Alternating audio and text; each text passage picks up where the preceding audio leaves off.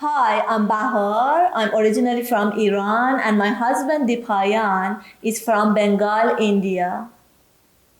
I'm an artist, and my artistic and spiritual practices are both deeply influenced by the ancient texts of the Vedas, the divine feminine, and the mother goddess consciousness. This summer, I traveled to West Bengal and explored 7 Shakti pits, which are very important vortexes and places of worship of the Divine Mother. They are one of the most ancient and sacred sanctuaries for ancient tantric practices. This trip transformed my life. I experienced a profound connection with the lands of Bengal. It seemed like that my soul knows these lands for thousands of years. I resonated with the Shakti worshipping and tantric rituals in ways that is beyond the modern day practices. During my visit and meditation in those sacred sites, I received a lot of information about how women were seen as sacred and sexual energy as sacred in Bengal in the past. Women, as the embodiment of the divine feminine, were seen as the living goddess. This is something that is not talked about or remembered much today, either in Bengal or anywhere else. This is a part of the natural world that these rituals, perspectives, and relevancy of these practices shift as years pass. Some of these rituals are still relevant and some of these symbols are still used. Although people may be unaware of their origin or they may not identify with them in the same way that a person 1,000 years ago did. I'm very interested in understanding the roots of these rituals and symbolism. I'm curious about how we can engage with these rituals in a more embodied way when we have more direct relationships with these symbols. Not as an intellectual or conditioned pattern, but instead as a conscious, mindful experience. Around a week ago, we celebrated the 10th day of Navaratri, Durga Puja, known in Bengali as Bijaya Dashami. We hosted the puja celebration at our home temple in New York City, and we had an incredible experience. I felt a profound activation of energy both in our place and most importantly in my subtle body. I felt the activation of Shakti inside my womb. While preparing the puja and after, I did research on the symbolism and objects used in the puja. And I found some fascinating facts that I would like to share with you. In this ritual, people place a terracotta pot or a metal pot with water inside, and they, which is usually the female in the family, draw a red symbol which resembles a human body with red tilak with the middle finger on the pot, and they place mango leaves along with a coconut on the top, and sometimes they put like betel nuts and flowers and coins inside the water, and sometimes they place a tray or vessel which is filled with rice and fruits, or maybe a lamp or candle on the top of the pot.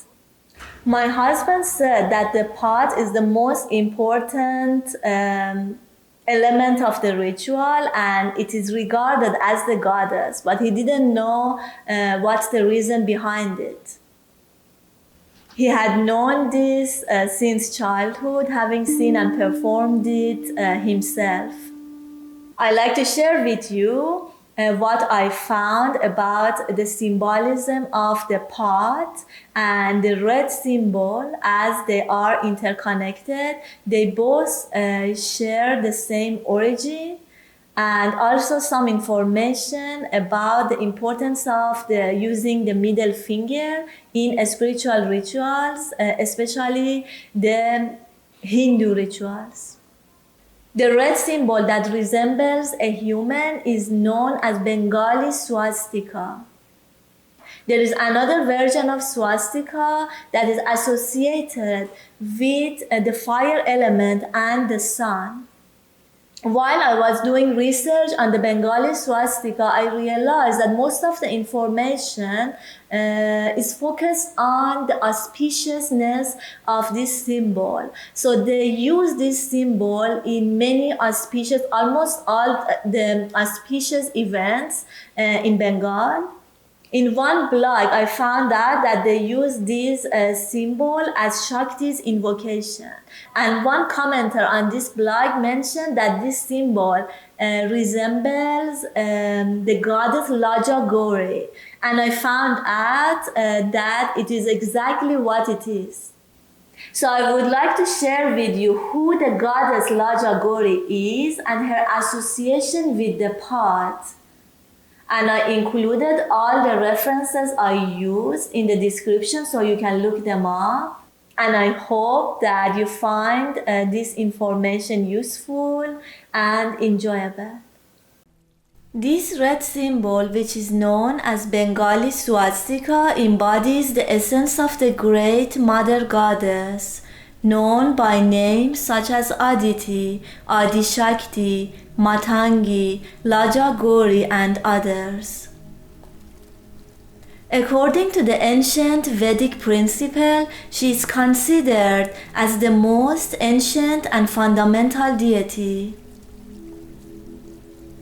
Wendy Donicher, who is a Sanskrit scholar, refers to this Vedic goddess as the female principle of creation, as the primal yoni from which all life originates. This version of the goddess, Lajja Gauri, is also known as a spreading goddess, representing childbirth and embodying the essence of fertility and sexuality. She also represents Mother Earth, especially the earth during the Satya Yuga, which was the golden age of earth, when the earth was at her highest potential. She has also been defined by names such as Renuka and Nagna Kebamba.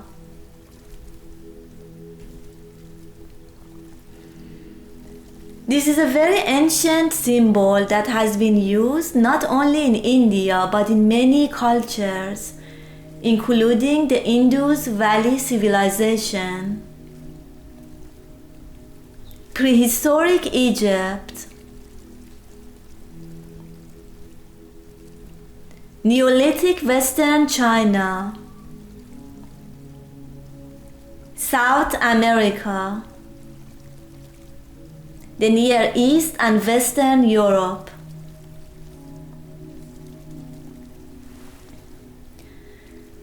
Lajja in Bengali means shame, shyness, humility and modesty, while Gauri translates to white, shining and brilliant.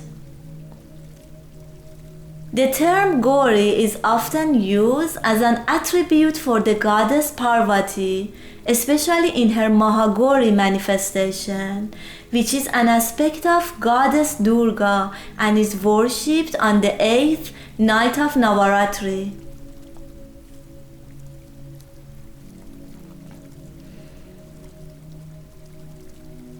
Even though Lajja translates to shy, Lajja Gauri is commonly interpreted as a shameless goddess. Some believe the shy has been used as an antiphrasis. Another belief is that after the British in the Victorian era came to India, they were shocked by the open display of femininity and celebration of the goddess, so they named this as the shameless goddess. There is a verse in the Vedas, the sacred book of India, that explains Aditi as the divine force, the divine essence that is present in everything and everywhere. Aditi is the sky, Aditi is the air, Aditi is all the gods, Aditi is the mother, the father, and the son. Aditi is whatever shall be born. The fertility aspect of Lajja Gauri can be understood through symbolic representations like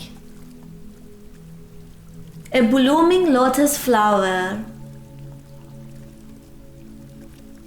a simple but complex picture of an exposed vulva, frequent representation of her in a squatting Uttanadasana pose with legs extended similar to child delivery.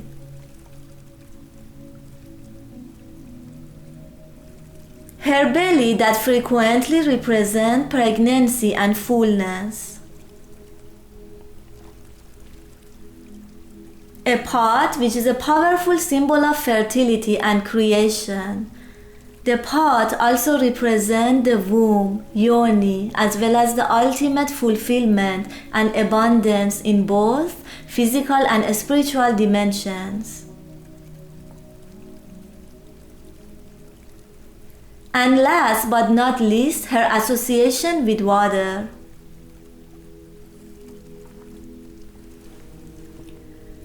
Whatever her true roots, Lajja Gauri is definitely a very auspicious goddess.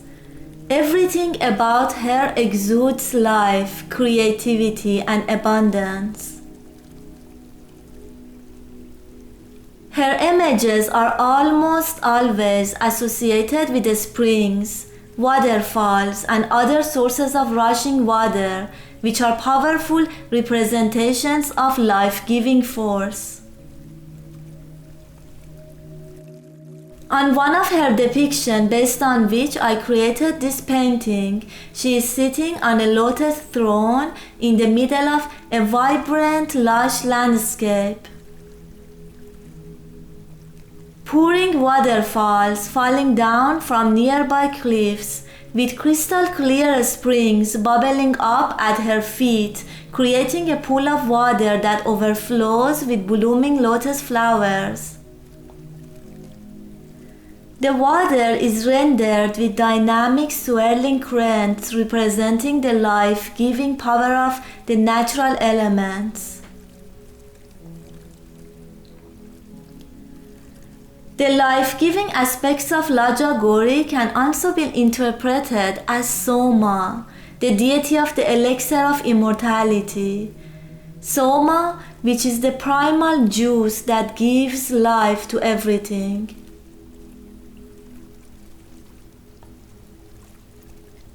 There are multiple forms and representations of Lajja Gauri. The first and one of the most ancient forms of Lajja Gauri is Devi Aditi, known as the birth-giving pot goddess. This iconography presents human legs in the Uttanadasana pose, supporting a form resembling a pot. This figure doesn't have an upper body, arms, or a head. Her body was usually depicted as an actual pot, an overflowing vase, which is another ancient sign of completeness, prosperity, auspicious abundance, fulfillment, fertility, and creation. And it also can represent Mother Earth, which is the source of our abundance. In Hindu and also Buddhist tradition, especially in all Shakti rituals which are dedicated to the goddess, a kalash or a Purna Kumbha, that means pot filled with water, symbolized as Srishti, as the universe, the creation, or the cosmic womb.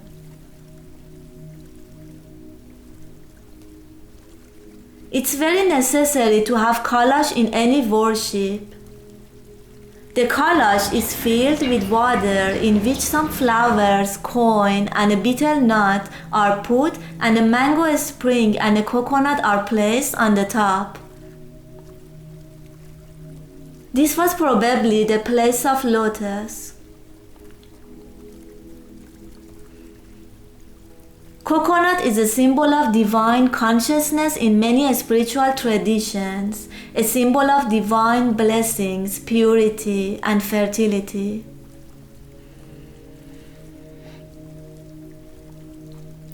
The second popular form is the version of Lajja Gauri, who is armless and whose head is replaced by a lotus flower. In this manifestation, the body extends to the shoulders and has human-like features such as breast and a detailed belly area with a navel. This form doesn't have arms and a conventional head. Instead, a lotus sits on the top of the shoulders where a head would typically be. In my view, this depiction highlights the vulva as a starting point for the activation of sexual energy, allowing the kundalini to rise and expand into the crown, symbolizing the expansion of consciousness and the attainment of fulfillment and abundance in both physical and spiritual aspects of life. A lotus represents the divine feminine consciousness. It is a sacred symbol in Hinduism that symbolizes purity, enlightenment, and divine grace. In this representation of Lajja Gauri, the lotus substitutes for the head, representing a spiritual enlightenment and transcendence.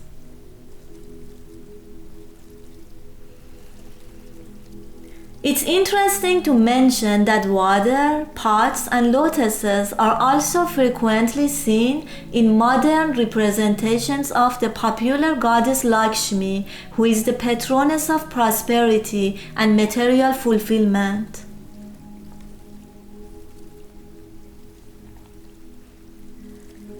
This presentation with a flat belly also speaks to sexual fertility and potential.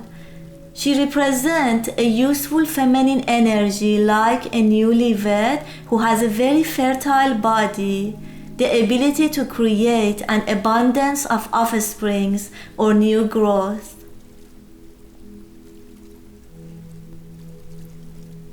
The lotus is also regarded as a symbol of Brahma. Brahma emerged from the lotus. He serves as a representation of creation. Brahma and Lajja Gauri are regarded as the same, as both are perceived as the creators of the universe. In some images, the full development of the lotus flower bud into a fruit symbolizes the continuity of the universe, reflecting its ever-expanding nature since its beginning. There are also other forms of Lajja Gauri which I didn't cover in this video. At the beginning of the video, I said that Bengali women usually draw the swastika with their middle finger while preparing the puja. I was very curious to know why they use their middle finger in these rituals. I did some research and I found some information that I like to share with you. In many different spiritual traditions around the world, the middle finger holds importance. In Hindu culture, the middle finger is known as the heavenly finger, believed to emit energy that radiates into infinity. According to traditional chakra teachings, the middle finger is associated with the third eye chakra. This is because the middle finger is often used in mudras related to focus, intuition, and inner vision, which are all qualities related to the third eye chakra. Also, mudras that activate the root chakra, like the Muladhara mudra, includes the middle fingers touching each other as the primary mudra point. In Chinese traditional medicine, it is thought that the middle finger is linked to a meridian channel, which serves as a channel that transports the body's vital energy or qi. In certain Native American tribes, the middle finger was regarded as possessing magical qualities. It was thought that if one individual touched another middle finger without their awareness, they could convey their power or energy to that person. This belief resulted in a range of rituals and practices that uses the middle finger in spiritual ceremonies. When the middle finger is placed on the palm, in my personal experience, one can sense the vibration and tingling starting from the bottom of the spine, moving up through the spine. It's like the energy channel opens up in the body. The middle finger links individuals to their divine energy, to the mystery and the unknown, to the deeper aspects of the self which we cannot see with our physical eyes. It connects us with the divine energies that exist both within and around us. It is also associated with sexual energy and the opening of the Kundalini channel, connecting us to our inner world and to something deeper than the surface level of the material realm. This particular image illustrates the Lajja Gauri figure holding the lotus flower with her middle finger. I can see that if Lajja Gauri puts her hands together, it will look like the Shakti mudra, which is believed to awaken and channel the feminine energy or Shakti within the body. I think this hand mudra and body posture carries a meaningful significance. Even though this leg posture has been referred to as Uttanadasana pose in yoga, I believe there are more mysteries related to it. I believe that women can use this exact posture shown in the picture with the same hand mudra during meditation to activate their sexual energy and connect with the energy of the cosmic mother within their womb, while experiencing waves of pleasure and love similar to the orgasmic waves that have created the entire universe.